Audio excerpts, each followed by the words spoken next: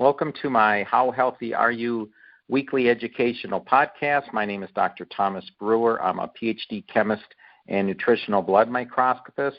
Today's August 2nd, 2021, and this is podcast number 95. My topic for this podcast is going to be something that I've been meaning to talk about for years now, and that is the topic of ticks. Now, ticks are seen in pretty much every state in the country, or at least one type of tick is in every single state. Most of the time we think of ticks as only being on the East Coast, but there's tick problems throughout the country. So a quick review, just going into a few of the types of ticks. There's the American dog tick, very common. It's found in the eastern half of the United States, not the eastern seaboard, the entire eastern half of the United States. There's another tick called the Rocky Mountain wood tick. That's more often found in the northwest quadrant of the United States, but it covers many states, that whole northwest quadrant, and it's common to have tick-borne illness. There's a type of tick that's only found on the West Coast, California, Oregon, and Washington, and that's known as the western black-legged tick. There's also a black-legged deer tick, completely different than the western one. This is the one that causes Lyme disease, and it's found in the entire eastern half of the United States. You pretty much draw a line down the middle of the United States. The entire eastern half has ticks that are known as the black-legged deer tick, which cause Lyme, and that is why Lyme is so prevalent. There's a Gulf Coast tick, and sure enough, it's only found along the areas of the Gulf Coast. And there's also a Lone Star tick. Now, you would think that would be found only in Texas, but it's found in the lower southeast whole quadrant of the United States. So again, if you just took the United States and made it, let's say, 4 quadrants, the southeast quadrant is where you would find this Lone Star tick. Now, there is a tick that's found throughout the country, and that's known as the brown dog tick. So the first one I spoke about was the American dog tick, which is found in the eastern half of the United States, but there's a brown dog tick, and they're found in all 50 states.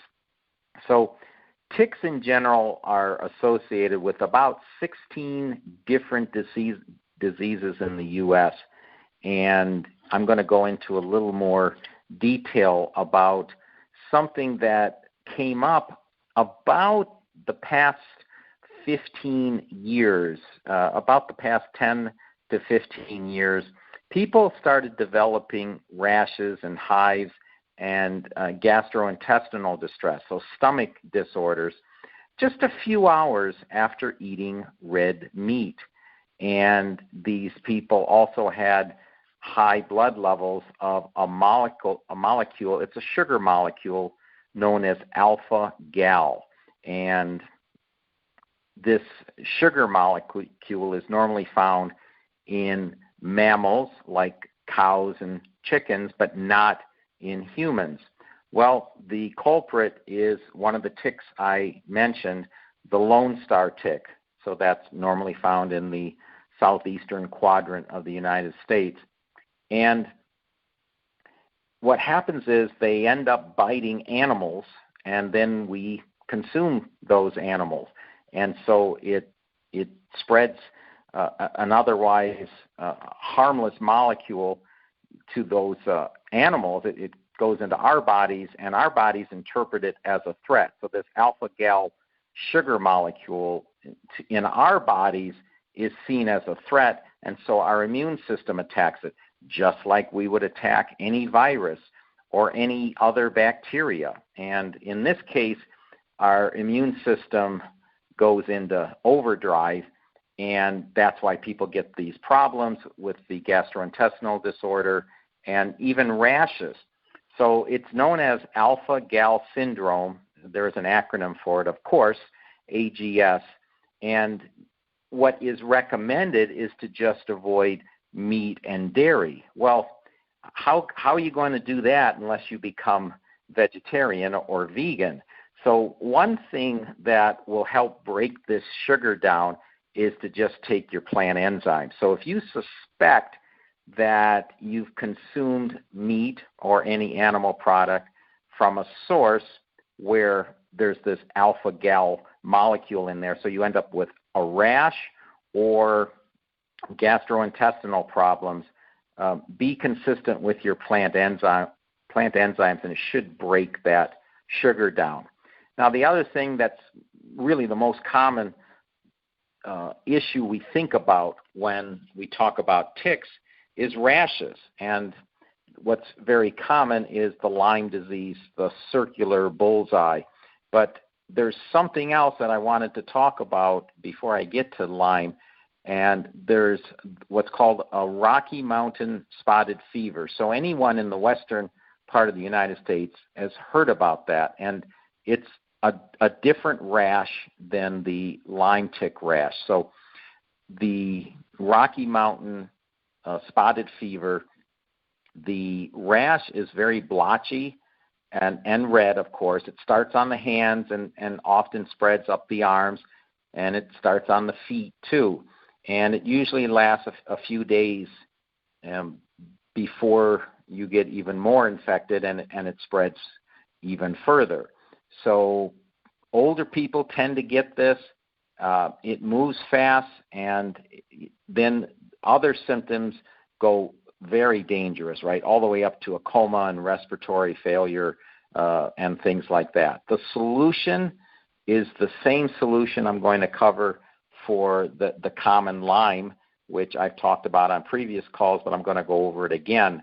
So let's get to Lyme now. So hundreds of thousands of people get Lyme disease every year, and it's that black-legged deer tick that I spoke about earlier. So it's the entire eastern side of the United States.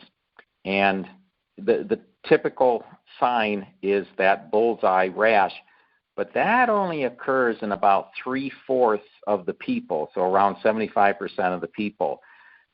The rest of the people have to figure out if they have Lyme. And so the other symptoms are going to be fatigue and headache and fever, followed by chills and aches and even swollen lymph nodes.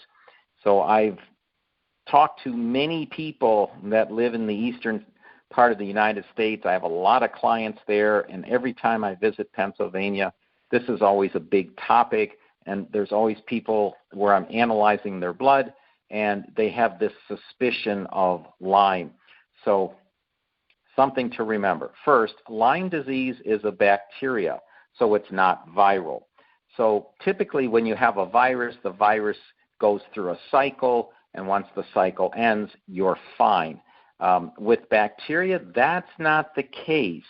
It can keep getting worse and worse because the bacteria can keep multiplying. So you don't want to ignore symptoms, especially something like Lyme. So essentially it would start like flu-like symptoms, even though it's a bacteria and viruses cause flus. The symptoms can be very similar, and you get the headache and stiffness and even all the way up to a facial droop on one side, all the way up to brain inflammation, lots of problems. So you want to catch Lyme disease early. So if you see the spot, well, that's great, but you don't always get that. 1 out of 4 people aren't going to see it. So the best thing that you can do is to cycle the lightning colloidal silver with probiotics. So here's what you would do. You would consume 1/2 ounce of the lightning colloidal silver 2 times per day. So that ends up 1 ounce per day. That is an ounce, so 1/2 capful 2 times per day. You do that on an empty stomach, perhaps 30 minutes or so before you eat. You'll do that for 2 weeks. During those 2 weeks, you do not take any probiotics. Then you take probiotics for 2 weeks at a pretty high dose. somewhere between 3 and 6 of my probiotics per day. But most of the time, 3 probiotics per day is sufficient. So that would be one cycle. That'll take 4 weeks.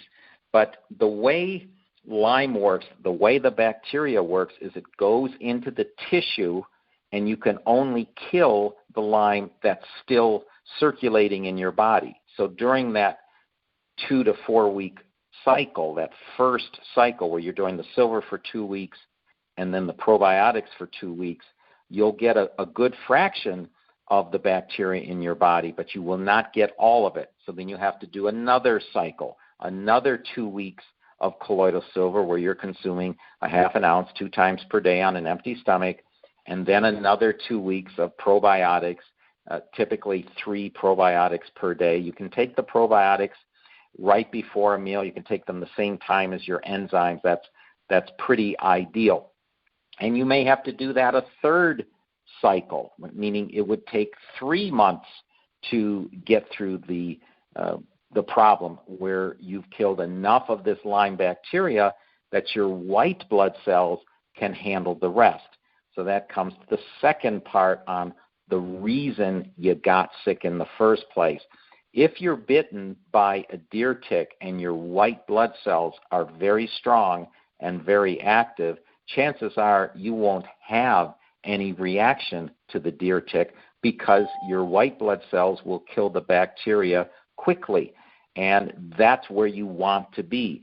So if we go all the way back to the cause and try to prevent any future problems, you'd want to keep your white cells big and active. The way to do that is taking the Steromax, 3 per day, all at once on an empty stomach. There are other ways to increase your immune system activity, such as vitamin D and zinc. Those are all good, but they will not make your white blood cells as big or as active as taking the Steromax. So they're made of a compound called sterolins, and that's why the name is called Steromax. But a combination of these techniques, if you have been bitten by a tick, is what you would want to do. You'd want to kill the bacteria with the colloidal silver probiotic cycles, but you'd also want to prevent any future problems by taking Steromax. And if you did get sick after a tick bite, what that means is your white blood cells could be better. So I'm talking about Lyme, and I'm also talking about the Rocky Mountain spotted fever. Okay, now there's other issues beyond Lyme disease. There's another with the western black-legged tick, which I had talked about earlier. That's all the way around in California, Oregon, and Washington. And the issues are typically where the parasites from the tick enter your bloodstream and they get in through the tick bite. Same solution is with the colloidal silver followed by probiotics. With this western black-legged tick, you probably will only need 1 cycle, 1 2-week cycle of colloidal silver and 1 2-week cycle of the probiotics. But by all means, you want to keep your white blood cells big, and which means strong, and you want them active, which means the inside of the white blood cell is moving when I look at it under a microscope. Now, a couple things that we're always told about ticks: if you're outside and you're in an area with ticks, the first thing to do is to shower. That's probably the best thing you can do. The next is the insect repellents, and even Consumer Reports is recommending insect repellents with DEET, D-E-E-T, so that's commonly found in stores. But again, you want to keep your immune system strong. So that's what I have for ticks for this week's podcast. I want to thank everyone for listening, and as always, please don't keep me a secret.